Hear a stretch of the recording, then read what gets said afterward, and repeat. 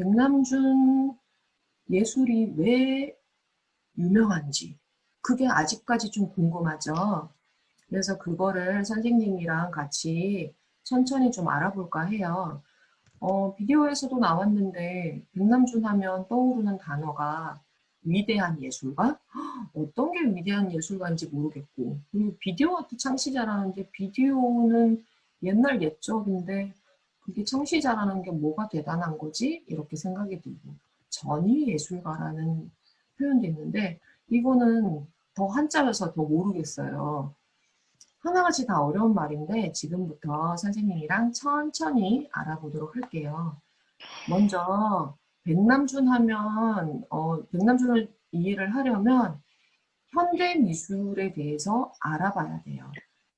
현대는 요즘에 살아가는 그 미술 전시관 가면 복잡하게 전시가 되어 있는 잘 알지 못하는 그런 미술을 말하는데 선생님이 개인적인 경험을 한 게 예전에 몇 년 전에 코로나 시기 전에 유럽 여행을 갔을 때 런던에 있는 테이트 모던이라는 현대미술관이 굉장히 유명한 데가 있어요.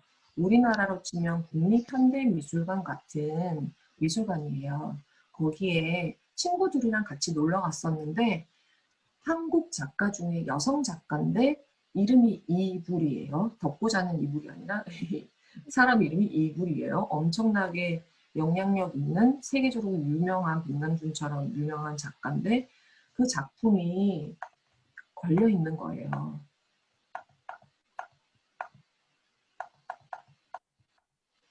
이 작품이에요. 좀 괴물같이 생긴 기괴한 작품이죠. 이 작품을 보고 선생님은 되게 너무 기뻐가지고 이불이다고 우리 한국 작가라고 이렇게 얘기를 했는데 친구 중에 한 명이 이건 뭔지도 모르는데 이게 무슨 예술이냐고 이거 다 사기 아니야? 이렇게 얘기를 하는 거예요. 근데 예술은 사기다라고는 누가 말했을까요? 맞아요. 백남준이죠. 백남준 말을 인용하면서 그렇게 얘기를 하는 거예요. 근데 그렇게 무시했던 그 친구는 예전에 갤럭시 노트가 삼성에서 나오기 전에 애니콜이 있었거든요. 애니콜 개발자였어요. 근데 애니콜에 대한 자부심이 엄청 높은 친구였어요. 근데 인류가 증기기관부터 이렇게 발명이 돼서 이런 디지털 기기까지 기술을 이어온 거에 대해서는 굉장히 자랑스럽게 생각을 하는데 미술에 대해서는 이게 발전인지 아니면 사람을 가지고 노는 건지 이거는 다 사기라고 그냥 얘기를 하는 거예요. 발전이 아니라고 생각하는 거예요. 그래서 저는 이런 것들 이게 왜 미술이 발전인지에 대해서 여러분들하고 좀 얘기를 하고 싶었어요. 대부분의 사람들은 백남준이나 사실은 현대 미술에 대해서 전시 관람을 하면서 이거는 정말 어렵고 고상한 척하고 거만 떨고 미술가들이 대중들은 진짜 알 수 없는 작품을 만드는 게 현대 미술이구나 이렇게 생각을 해요. 근데 선생님은 거꾸로 오히려 거만하고 고상한 척하는 미술을 쳐부수는 그리고 도전하는 그런 역사가 바로 미술의 역사였다고 생각을 하거든요. 이거를 설명하기 위해서 조금 시간을 좀 더 거슬러 올라갈게요. 유화시대로 왔어요. 1500년대. 우리 올해는 몇 년도예요? 2020년이죠? 근데 유화시대로 거슬러 올라가서 설명을 해볼게요. 1500년대에 우리가 잘 아는 유화라는 그 도구가 발명이 돼요. 우리가 잘 아는 유화 작품에는 어떤 것들이 있을까요? 바로 해바라기. 자료화면 보이시죠? 이거 네. 고흐라는 작가가 그린 그림이고 이게 대표적인 유화 작품이라고 알고 있어요. 그리고 고흐가 해바라기 작품도 그렸지만 아주 유명한 작품 중에 하나이기도 해요. 감자 먹는 사람들. 이렇게 농민들이 저녁 식사로 감자를 먹고 있는 그림을 그리기도 했어요. 바로 이런 것들이 대표적인 유화 그림이다 이렇게 생각을 하고 있는데 근데 원래는 이 그림이 유화 그림이 아니라 유화 시대 유화 그림을 반대해서 나온 그림이 바로 이런 그림이에요. 이거를 유화 그림이라고 알고 있는 사람들이 많지만 이거를 유화 그림이라고 생각을 말을 하면 안 되고 이 그림은 유화 그림을 반대한 그림이라고 얘기를 해야 돼요. 옛날 중세시대 때 그 큰 성당에 벽화로 그리는 프레스코화가 그런 그림만 그리는 시기가 있었어요. 중세시대 때. 그러니까 물감의 그 가루 안료들을 지금으로 말하면 시멘트에 섞어서 벽화를 그리는 거죠. 천지창조 같은 그림이 바로 그런 그림이에요. 근데 아까 얘기했던 1500년대에 튜브 물감, 그러니까 그 안료를 기름을 섞어가지고 튜브 형태의 물감으로 발명을 하면서 유화가 조그마한 캔버스에 그려지기 시작했거든요. 그림이 조그매졌으니까 이제는 어떻게 될까요? 그걸 가질 수 있게 됐어요. 개인들이. 집안에 걸 수도 있게 됐어요.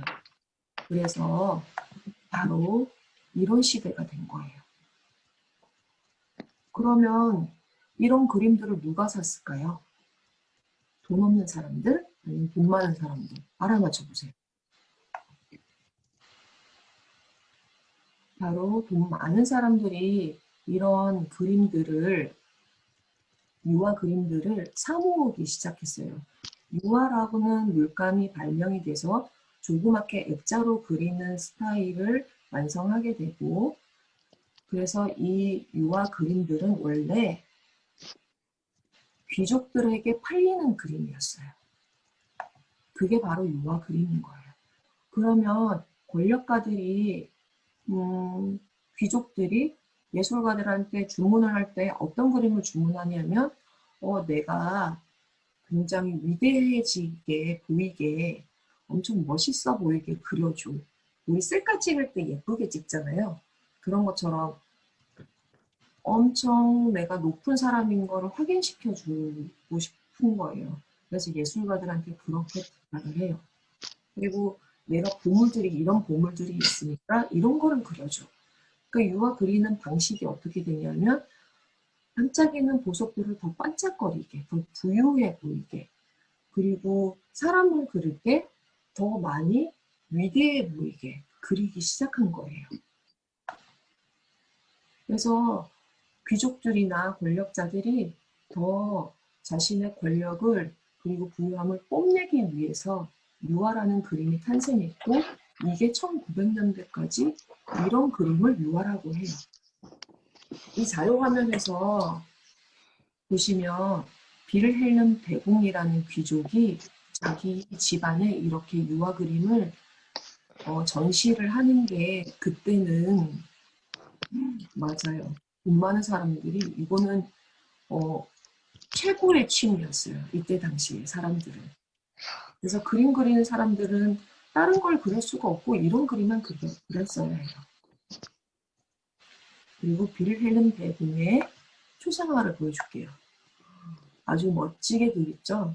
옆에 레이스도 막 반짝거리게 되고 그리고 과복도 굉장히 윤이 나고 그리고 자기가 소유한 땅에 그리고 건물 앞에서 그린 그림인 거예요. 누가 봐도 이 사람은 평범한 사람이 아니구나 이렇게 느껴지죠. 이런 그림을 만약에 변하지 않고 우리가 계속 이런 그림을 그리는 시대에 살고 있다라고 생각을 하면 지금 우리는 어떤 그림을 그려야 될까요? 한번 상상해 볼까요?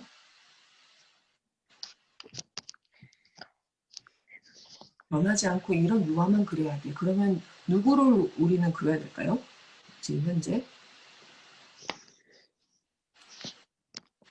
선생님처럼 평범한 사람을 그리는 게 아니라 대통령이나 돈 많은 사람들만 그려야 돼요.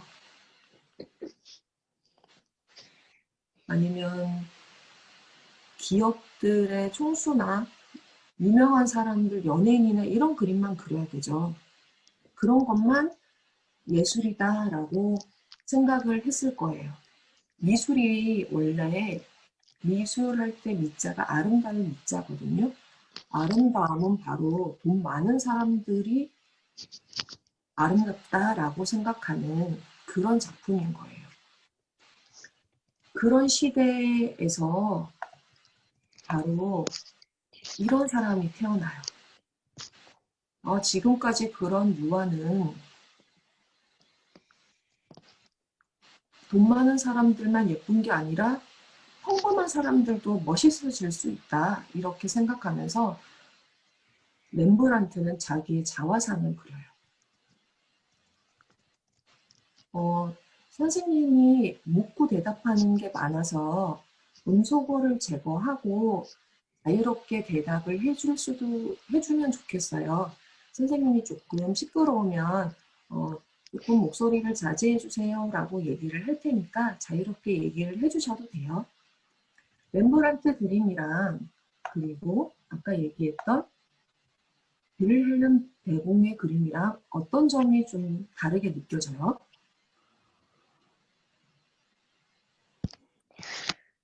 이 그림은 좀 딱딱해 보이고 이 그림은 조금 부드러워 보이죠? 네. 네. 왜냐하면 이 그림은 엄청 돈 많은 거를 표현하려고 딱딱하게 그릴 수밖에 없었어요. 근데 이 꼼짝. 그림은 자기가 어떻게 살아왔는지에 대해서 한 사람의 그린 모습 그대로를 그냥 자연스럽게 나타낸 거예요. 그러니까 좀 자연스러워 보이죠. 이게 바로 예전에 있던 정말 오랫동안 100으로 치면 99%의 모든 그런 유화 미술을 반대해서 이렇게 그림을 그리기 시작했고, 그리고 이런 그림도 밀레의 이삭죽기라는 그림 혹시 다 아세요? 네. 본 적 많이 있죠? 봤는데. 네, 이 그림도 유화에 반대해서 나온 그림이었어요. 이거는 누구일까요? 이 그림에 나오는 사람들은 누구일까요? 농부요. 맞아요. 농부. 농부. 돈 많은 사람이 아니죠. 평범한 분. 사람이 아니라 평범한 농부를 그린 거예요. 그래서 이 작품이 처음에 프랑스 살롱전에 들어갔을 때 권력자들이랑 미술계 큰 손들이 너무 무시를 했어요. 이것도 그림이냐? 이렇게 비난을 했어요. 근데 지금의 우리들은 이런 그림이 유화를 대표한다고 생각을 하잖아요. 네. 네. 네. 네. 이 대표할 수 있었게 된, 지금 이제 선생님이 설명을 드린 건 기나긴 유화 그림을 반대할 수 있었기 때문에 위대한 그림이 될 수 있었던 거예요.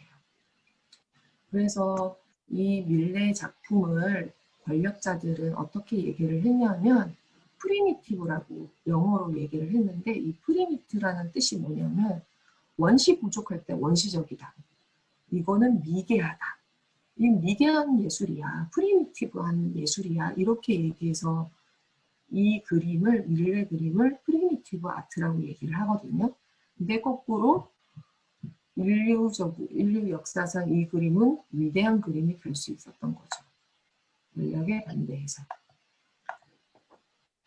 그래서 이제 예전에는 돈 많은 사람들만 아름다움을 가질 수 있었는데 밀레와 렘브란트가 등장하면서 이제 아름다움은 있는 그대로의 우리의 모습을 생각하는 게 아름다움일 수도 있구나 이렇게 생각되는 시기가 온 거예요.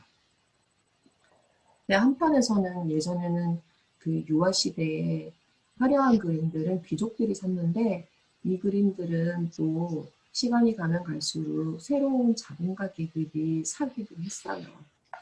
그리고 미술은 계속 머물러 있는 게 아니라 계속 변화 발전하면서 여러 가지 운동들을 일으키거든요. 그러면서 지금의 현대 미술이 왔는데 이 현대 미술이 오기까지 중요한 세 명의 화가가 있어요. 이 화가 때문에 현대 미술이 왔다. 이 화가 때문에 현대 미술이 왔다. 이렇게 여겨지는 세 명의 화가가 있어요. 이거는 대학에 들어가던가 아니면 여러 미술 강의를 들을 때 꼭 등장하는 세 명인데 그 사람이 바로 세잔, 피카소, 뒤샹이에요. 이 사람들이 처음 앞서서 선생님이 얘기했던 렘브란트와 밀레의 그림처럼 어떻게 극복을 했는지 이 세 사람을 예로 들면서 설명을 해볼게요. 먼저 세잔이에요. 세잔은 미술 교육을 제대로 받지 못해서 그림 못 그린다는 혼이 많이 났던 사람이에요. 그래서 사과부터 형태를 굉장히 탐구하기 시작한 작가인데 예전에 렘브란트 그림보다 사과가 조금 더 단순해졌죠. 네. 그리고 이 그림을 자세히 보면은 원근법이 없어요. 사과가 위에서 그냥 원근법이 없어서 멀리 있는 사과가 작아지게 그린 게 아니어서 위에서 쏟아져 내려오는 것처럼 보여요. 난 그렇게 보이진 아, 그럼 어떻게 보여요? 않아. 원근법이 있는 것 같은데 뭐지? 나만 그런가? 네. 있는 것처럼 보이는 이유가 뒤에 거를 어둡게 그렸기 때문인데 철저하게 나는 그냥 약간 사과가 접시에 담겨 있는 것처럼 보이는데. 맞아요. 근데 옛날에 유아시대 때 그림은 이거보다 형태를 더 엄격하게 지켰고 원근법을 더 엄격하게 지켰고 그릇이나 사과의 반짝거림을 좀 더 심하게 표현을 했거든요.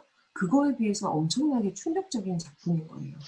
우리는 이 그림만 보고 평가를 하지만 그 전의 시대의 사람들은 99%의 그림이 이와 같은 그림이 아니었던 거예요. 그래서 이 그림을 좀 더 단순하게 색으로만 표현하고 그 동그라미 사과가 여러 가지 볼록한 그런 구인데 납작하게 동그라미 형태의 형태로만 단순화시키고 이렇게 그린 그림이거든요. 그래서 세자는 어떻게 얘기를 했냐면 보이는 것을 그대로 모방을 하는 유화시대의 어떤 전통적인 테크닉 시대의 그런 그림이 아니라 물체의 느낌을 파악하는 데 그림을 그리는 게 가장 중요하다라고 얘기해서 좀 더 단순화된 그림을 그리기 시작한 거예요. 그래서 세잔이 등장하면서 우리 그림을 그릴 때 최대한 똑같이 그리려고 애를 쓰잖아요. 근데 세자는 똑같이 그림을 그리는 게 아니라 사물이 어떤 특징을 가지고 있는지를 파악하는 것, 그게 더 중요하다라고 생각을 한 거예요. 고갱이라는 나중에 얘기를 하겠지만 고갱이라는 아주 유명한 작가도 세잔이 없었으면 현대미술은 탄생되지 않았을 거야 라고 얘기를 할 정도로 똑같이 그리는 미술에 대해서 반대를 제기한 사람이었어요. 그래서 지금은 그러면 세잔 시대에는 이제는 평범한 사람을 그리는 거와 더 이제 나가서 똑같은 물체를 똑같이 그리는 게 아니라 이 선생님을 그린다고 치면 선생님 모습 그대로 그리는 게 아니라 선생님의 특징을 파악해서 좀 긴 얼굴 그리고 목의 직사각형 이런 구조적인 느낌이랑 그리고 똑같이 그리는 그림이 아니라 색감이 약간 짙은 갈색이야 이런 느낌만 남기고 그림을 그릴 수 있는 시대로 변한 거예요. 그리고 선생님이 아까 세잔, 피카소, 뒤샹이라고 얘기했잖아요. 두 번째 피카소를 알아볼게요. 세잔의 시대를 넘어서 피카소는 또 한 번의 발전을 해요. 그 발전이 뭐냐면 짜잔 이런 그림이에요. 이 그림 뭔가 이상하지 않아요? 어떤 점이 이상할까요?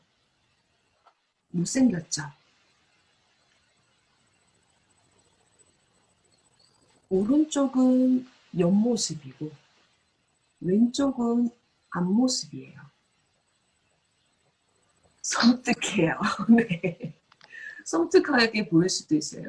이 그림은 입체파라고 하는데 왜 입체파라고 하냐면 여기서도 그리고 그리고 여기서도 그리고 여기서도 그리고 그린 거예요.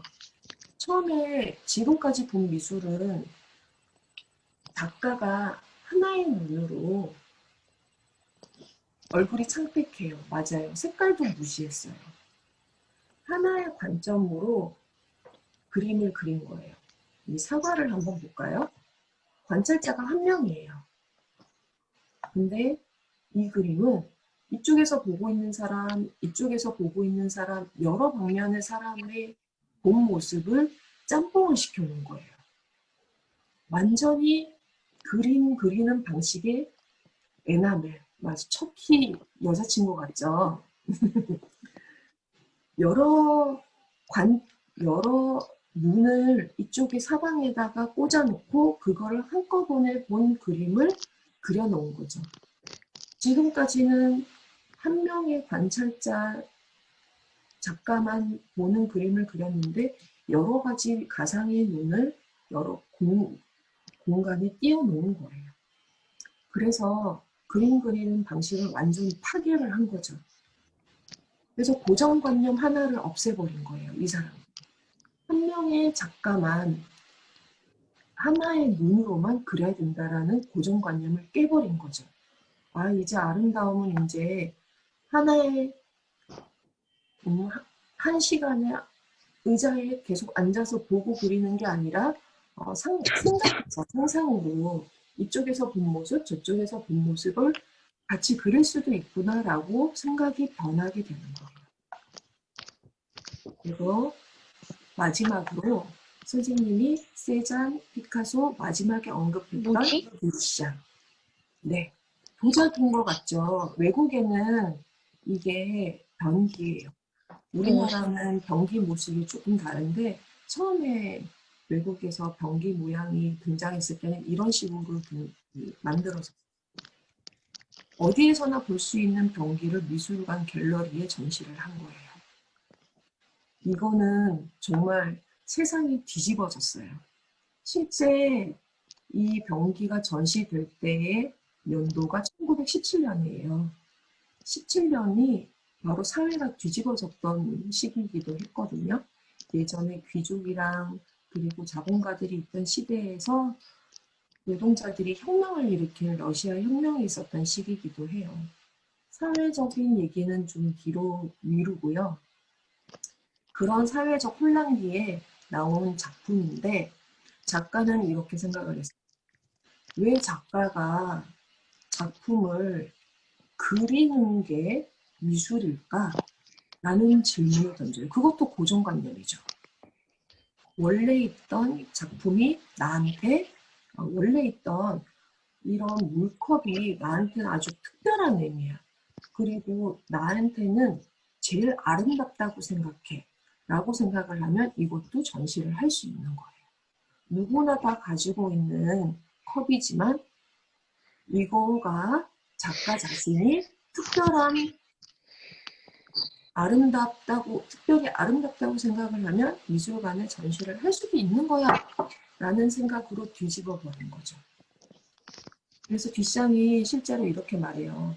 당신 미술계가 이래라 하고 저래라, 이렇게 그림은 이렇게 그려야 되는 거야, 저렇게 그려야 되는 거야. 어디서 많이 들어본 것 같죠. 학교에서도 그리고 집에서도 이렇게 해야 돼, 저렇게 해야 돼 하는 그런 관습들이 너무 신물났던 거예요, 뒷장은. 그래서 뒷장은 자기가 대량 생산된 이런 흔한 물건들이 자기가 의미를 특별하게 부여를 하면 훌륭한 예술 작품이 될 수가 있다고 생각을 했어요.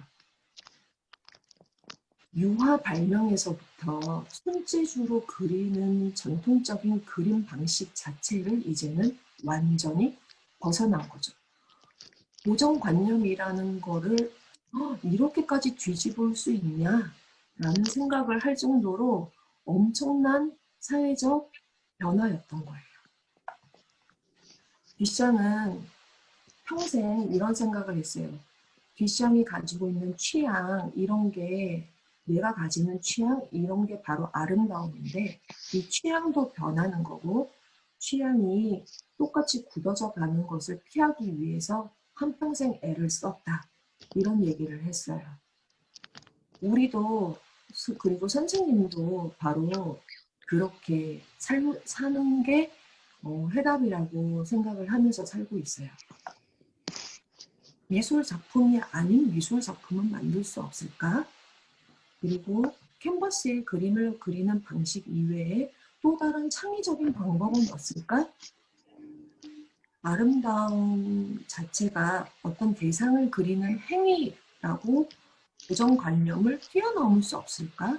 라는 생각을 이제 현대에서는 아주 자연스럽게 하는 시대가 왔어요. 자, 지금까지 조금 어려웠죠. 유아시대 때부터 천천히 선생님이 설명해 왔는데 선생님 자화상을 이 시대별로 좀 정리를 해볼게요. 자, 시작해요. 유아시대 때는 선생님이 돈 많은 권력자가 돼요. 돈 많은 권력자가 돼서 짠! 선생님은 엄청 위대한 사람이에요. 그리고 엄청나게 돈을 줘서 엄청 농부고 위대하고 고귀한 사람으로 그릴 수 있게 주문을 했어요. 그러면 유아시대 때는 이런 그림만 있는 거예요. 근데 이제 렘브란트 시대로 왔어요. 1900년 초, 1800년도 후반 사회가 변하는 시기에 렘브란트 시기가 왔어요. 렘브란트는 어땠다고 얘기했죠? 있는 그대로의 모습을 그대로 표현할 수 있는 게 렘브란트라고 했죠. 그게 엄청난 혁명이라고 얘기했죠. 자, 아, 선생님이 부끄부끄하는 모습을 그대로 찍어봤어요. 이런 모습을 그대로 표현하는 거, 이게 아름다운 시대가 바로 렘브란트 그리고 밀레의 시대였어요. 그 다음 세잔의 시대로 와요. 세잔은 이렇게 있는 그대로의 모습을 그리는 게 아니라 좀 더 사물의 특징만 표현해서 핵심적으로 표현할 수 있다라고 믿는 사람이었는데 이렇게 그려봤어요.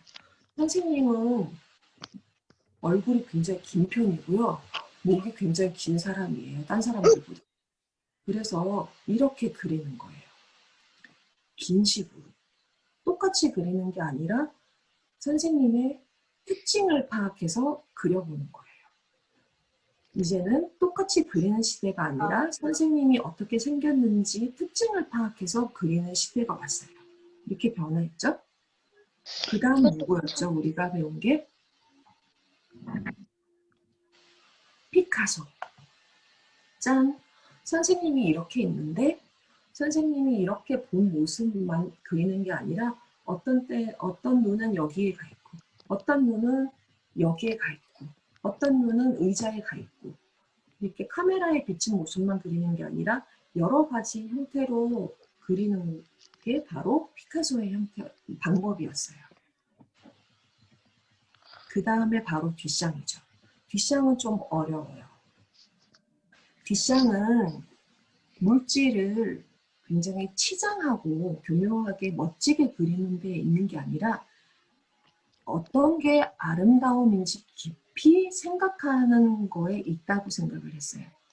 그러면 선생님은 지금 생각을 한번 해볼게요. 선생님의 인생에서 아름다움은 무엇이었을까? 라고 생각을 했는데 결론이 났어요. 선생님을 살아오면서 어떤 두려운 점이 되게 많았어요. 어떤 것들이 굉장히 두려웠는데 그런 무서운 것들을 극복해 나가는 선생님 자신을 볼 때 제일 아름다웠거든요. 그래서 선생님이 뒷장의 병기, 샘과 같은 작품을 한번 만들어 볼게요. 선생님이 제일 무서워했던 건 엄마의 잔소리였어요. 짠! 보세요. 뭐라고 적혔죠? 결혼해라. 인간이 되라. 이렇게 적혀 있죠. 우리 엄마가 선생님을 가장 혼냈던 얘기 중에 하나였어요. 이거를 선생님은 극복을 해볼게요. 이 종이를 이렇게 구기는 거. 이 구긴 종이를 전시관에 전시를 하는 거죠. 이게 바로 뒷샹의 생각이었어요. 이해가 가요? 이게 바로 선생님의 아름다움을 네? 거죠. 드디어. 바로 이런 시대가 온 거예요. 이런 시대가 오기까지 많은 사람들이 저항을 했고 비난을 많이 받아서 정신병에도 걸리고 그리고 살아생전에는 비난만 받다가 죽은 예술가도 있고 그랬었어요. 그거를 항상 이겨내면서 극복해 나가면서 지금까지의 미술이 온 거예요. 미술은 당연하다고 생각하는 거에 대해서 저항을 한 거예요. 아름다움은 바로 이거야 라고 생각하는 고정관념을 바꾼 게 바로 미술인 거예요. 그래서 백남준이 예술은 사기다 라고 얘기를 했잖아요.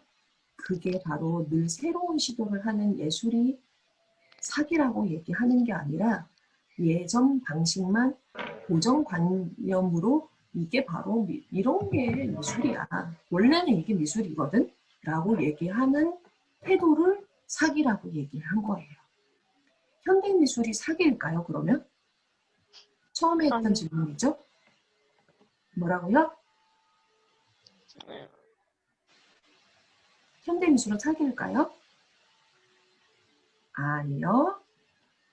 아니면 사기 같은 세계를 부셔버리고 새로운 발전을 이룬 게 바로 문화유산이라고 생각하고 예술은 사기다라고 얘기를 하는 게 그 의미에는 굉장히 많은 의미가 있기 때문에 이후에 여러분들이 이 말을 기억을 하고 있다가 점점 미술에 대해서 알아가면서 더 많은 의미들을 찾아보았으면 좋겠어요.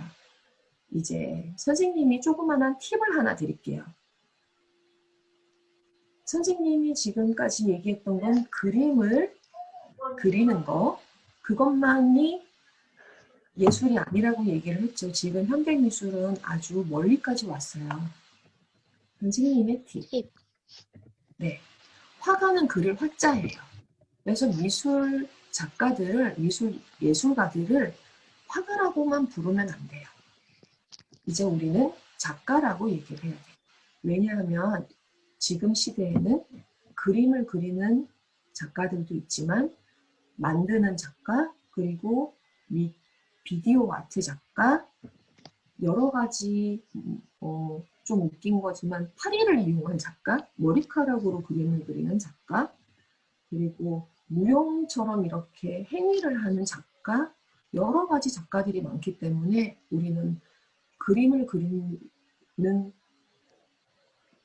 그리는 예술가들이라는 뜻을 가진 화가라고만 표현하는 건 아주 실례예요. 그래서 우리는 지금부터 뭐라고 부른다? 작가라고 부릅니다. 이제 본격적으로 백남준에 대해서 알아볼게요. 백남준의 작품 왜 위대한지를 생각을 해봤는데 선생님의 세 가지로 정리를 해봤어요. 백남준은 세 가지 위대한 점이 있었는데 하나는 미술 도구를 굉장히 혁명적으로 엄청 신선하게 고정관념을 완전히 뒤집어 엎어서 사용을 했어요. 예전에는 유화라는 도구가 발명돼서 그 도구에 한해서만 사용을 했잖아요. 근데 백남준은 이거를 거부하면서 비디오라는 기술 매체를 이용을 해서 작업을 한 인류 최초의 작가예요. 이전에는, 바로 직전에는 우편메일 아트라는 게 있었어요. 화지에 그림을 그리는 게 아니라 메일로 그림을 그리는 거죠. 그래서 누구한테 보내요. 그런 우편메일 아트라는 게 한참 유행을 했었던 거였는데 이때 당시에 백남준 시대 때 처음에 우리는 지금 컴퓨터나 이런 게 굉장히 너무 당연하잖아요. 근데 이때는 텔레비전이 처음 나오던 시기여서 비디오로 미술을 한다? 이런 게 굉장히 쇼킹한 그런 상황이었던 거죠. 그래서 비디오 아트 창시자라고 불리고 실제로 그랬고, 백남준 때문에 비디오 아트라는 장르가 하나가 생겨서 최근까지 비디오 아트 작품들이 굉장히 많이 작품들이 만들어졌거든요. 그리고 선생님이 지금 보여주는 거는 뭐냐면 우리가 그림을 그릴 때 붓으로만 색칠을 하잖아요. 왜 붓으로만 색칠을 해야 할까? 살아있는 사람의 머리카락은 붓이 될 수 없을까라는 고정관념을 우와. 가정하는 거예요. 그래서 머리카락으로 그림을 그려요. 이게 백남준 아트센터에 전시가 되어 있거든요. 실제로 아트센터가 개관을 하면, 다시 열면 여러분도 꼭 이 작품을 봤으면 좋겠어요. 생각의 전환이죠. 그리고 두 번째, 백남준이 위대한 도전을 시도했던 거. 사고 팔지 못하는 작품을 만든 거예요. 실제로 예술의 역사가 권력에 도전하는 역사이기도 했거든요. 유아시대 때는 귀족의 그림을 팔리기를 거부하고 굶어 죽는 거를 각오하면서 자기가 그리고 싶은 그림을 그려서 위대한 예술이 탄생이 된 거잖아요. 그거는 굉장한 용기였는데 백남준도 마찬가지였어요. 그래서 퍼포먼스라고 얘기를 하는 거 있잖아요. 그게 미술의 행위 예술인데 이렇게 무용처럼 움직이는 게 맞아요. 채치상 이렇게 움직이는 게 하나의 미술 작품인 거예요. 그래서 미술 작품은 이렇게 움직이면 갤러리에서 사지 못하겠죠. 아무도 사지를 못해요. 이렇게 움직이고 내가 움직이지 않은 미술 작품이 아닌데 어떻게 사겠어요.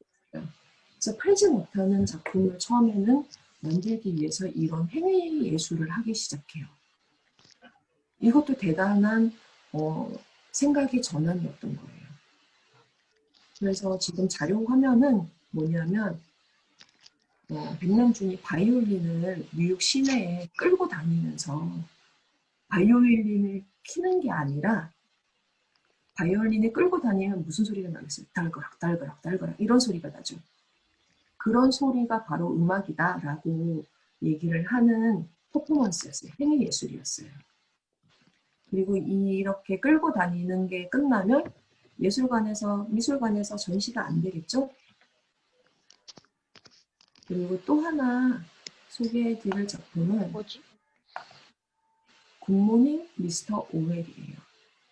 조지 오웰, 동물농장을 쓴 조지 오웰의 카탈루니아 창가라는 리포터를 쓰기도 했고, 조지 오웰이 1984년이라는 소설을 쓰게 되는데 그 소설이 미래의 기술력이 발전을 해서 정말 암울할 거야. 우리가 살기 힘든 세상이 될 거야. 이렇게 소설에 적었거든요. 근데 백남준의 성격은 새로운 기술로 좀 더 좋은 작품, 아름다움을 창조를 할 수 있고 좀 더 나은 삶을 살 수 있다 이렇게 생각을 한 사람이었어요. 그래서 실제 1984년도가 시작이 됐을 때 전 세계 생중계 방식으로 지금까지 미술은 갤러리 전시관에서만 전시가 됐거든요. 근데 TV, 인공위성을 통한 TV 전 세계 생중계 방식으로 작품을 만들어요. 이것도 백남준 아트센터에 있어요. 세계 최초의 인공위성 생중계 라이브 쇼였고 미술 작품이 바로 생중계도 될 수가 있구나 이런 거를 처음으로 한 거죠.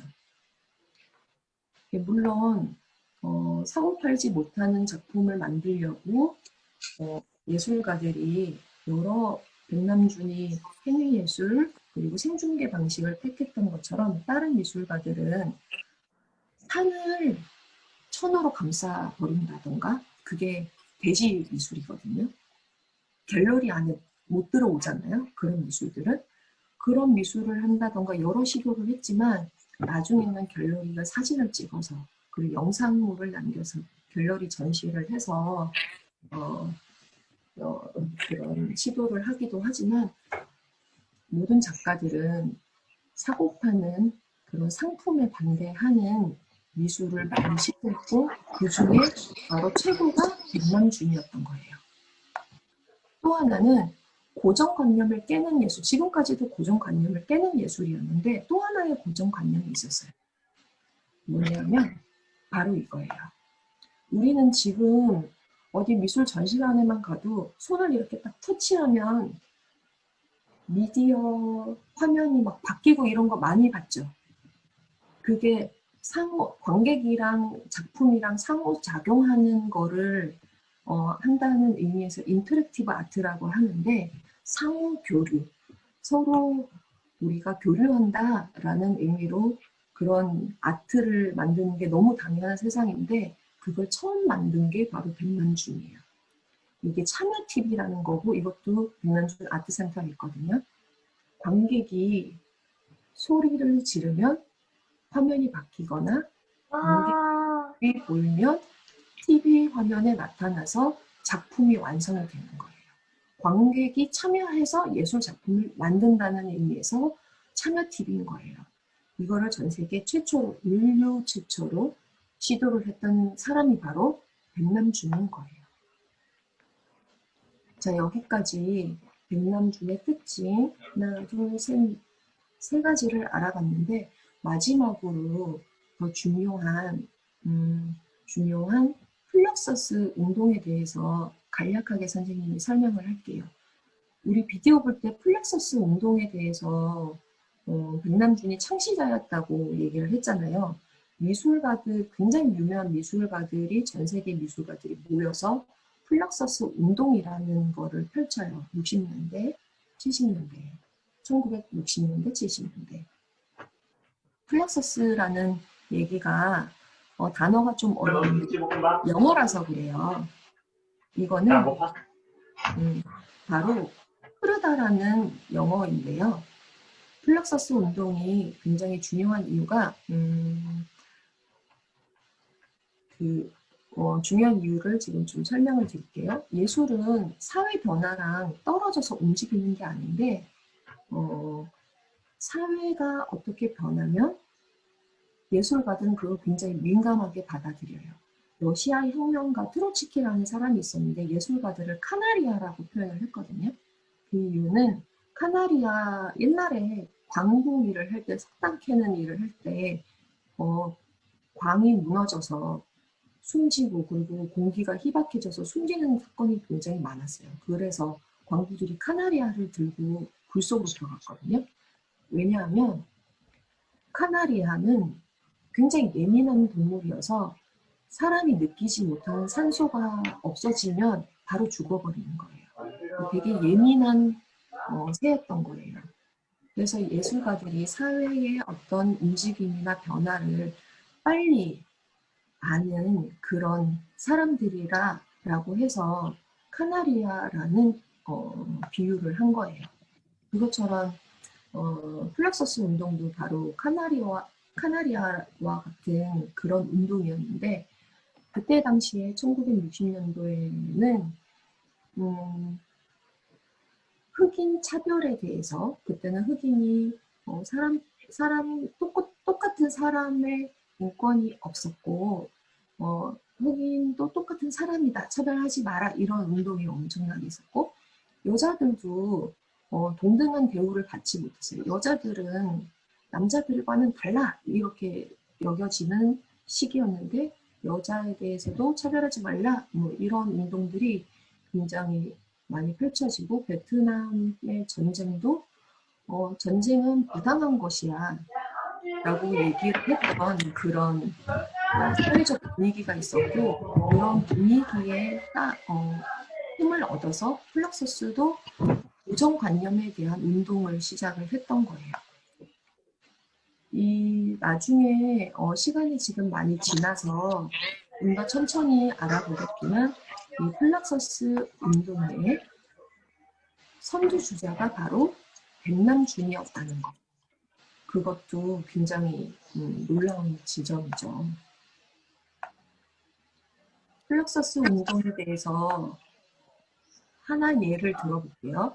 원래 음악회 가면 악보가 있고 그리고 피아니스트가 와서 그 악보를 치는 게 연주회잖아요.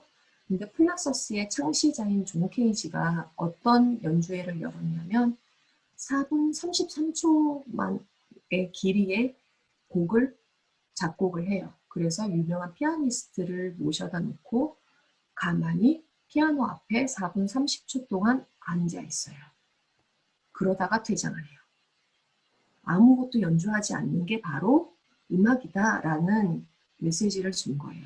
그런 식으로 고정관념을 탈피를 한 거고 그게 플락서스 미술의 아주 대표적인 예술이거든요. 자, 여기까지 플락서스에 대해서 간단하게 알아봤는데요. 비디오 내용 중에 하나 좀 다른 점이 있어서 선생님이 소개를 해드릴까 해요.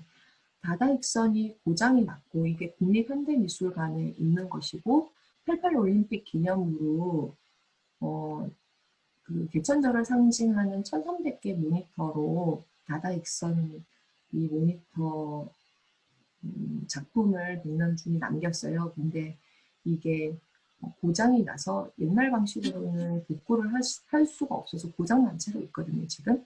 근데 복구 결정이 났어요. 요즘에 나오는 LED 방식으로 복구를 하겠다 이렇게 해서 이제 몇 년 뒤에는 복구된 다다익선을 만들 수 있게 됐어요. 근데 이것도 많이 문제 제기가 많았어요. 백남준이라면 고정관념을 탈피한 게 바로 백남준의 전시였는데 고장난 채로 바로 그대로 두었을 것 같아 라는 사람이 있었고 백남준이라면 고장났으니까 바로 부시지 않았을까? 이렇게 말하는 사람도 있었어요. 그리고 실제로 백남준은 살아생전에 어떻게 얘기했냐면 내 작품이 고장난다면 그 시대 때 맞는 최첨단 장비로 예술가가 새로운 작품을 만들어라 라고 얘기를 했는데 그 말에 따르면 이 다다익선이 새로운 작품으로 탄생을 해야 하는데 백남준을 대신할 작가가 현실엔 존재하지 않는 거죠. 되게 너무 안타깝고 여러분들이 그 중에 한 명이 되었으면 좋겠습니다.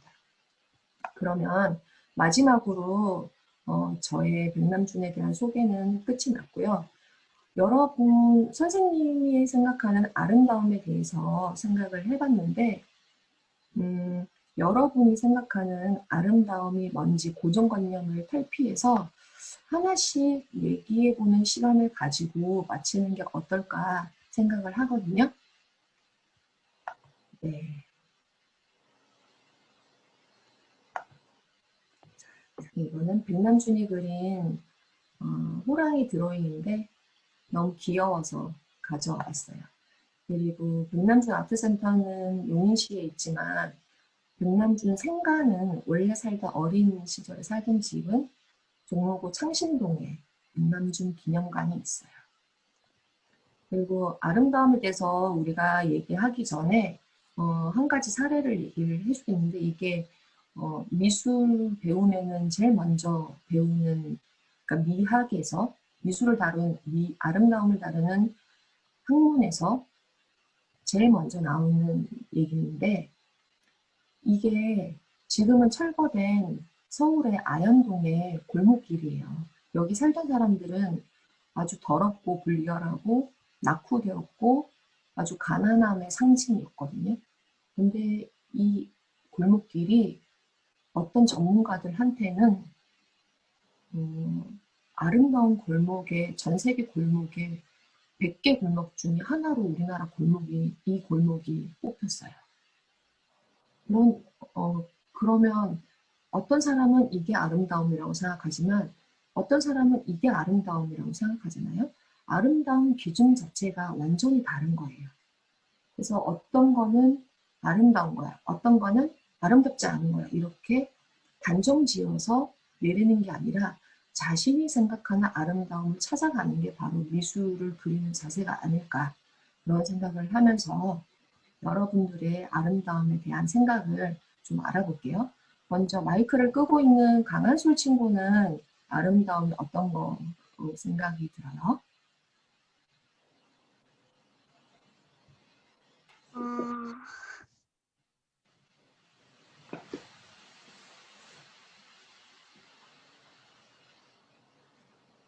간단하게 생각해 주세요.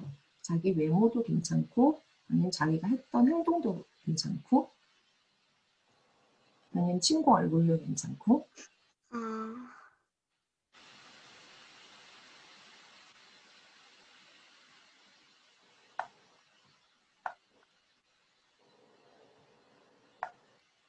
다른 친구 먼저 할까요?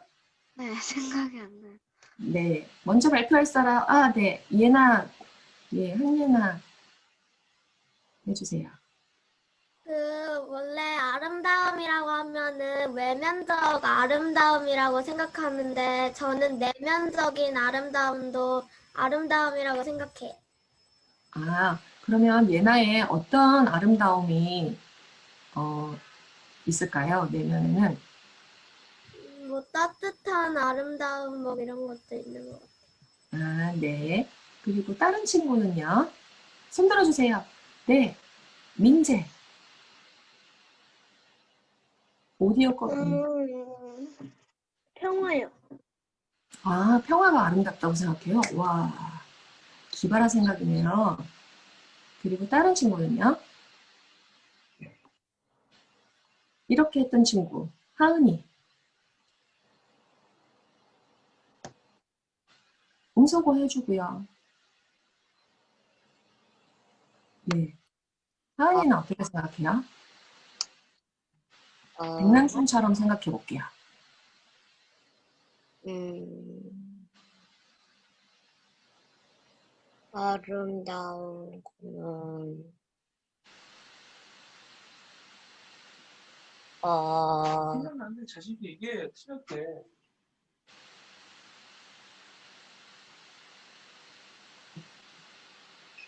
어, 사람마다 보는 게 다 다르니까, 어,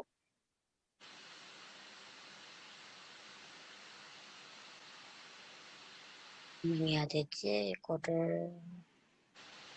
네, 다른 친구 얘기할 친구 네, 할까요? 난 네, 양보를 하겠습니다. 네,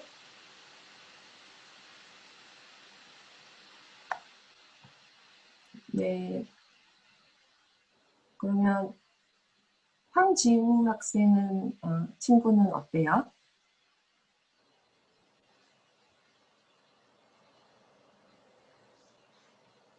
작품을 하고 싶다면 어떤 걸 하면 좋을까요? 황지우는.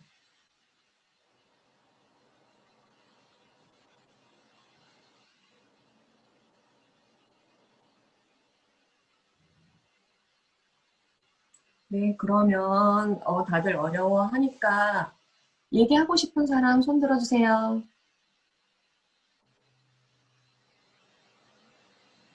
네, 민재.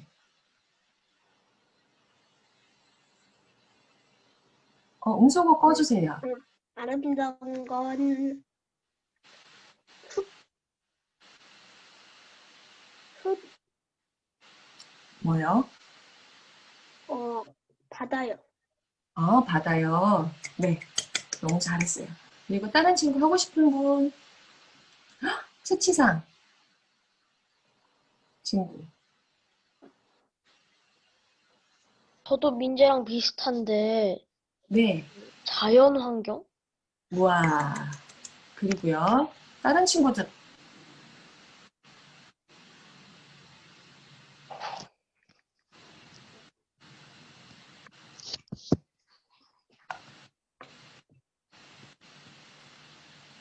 네, 그러면 우리 여기까지 알아보는 걸로 하고, 지금까지 백남준 아티스트에 대해서 알아봤어요.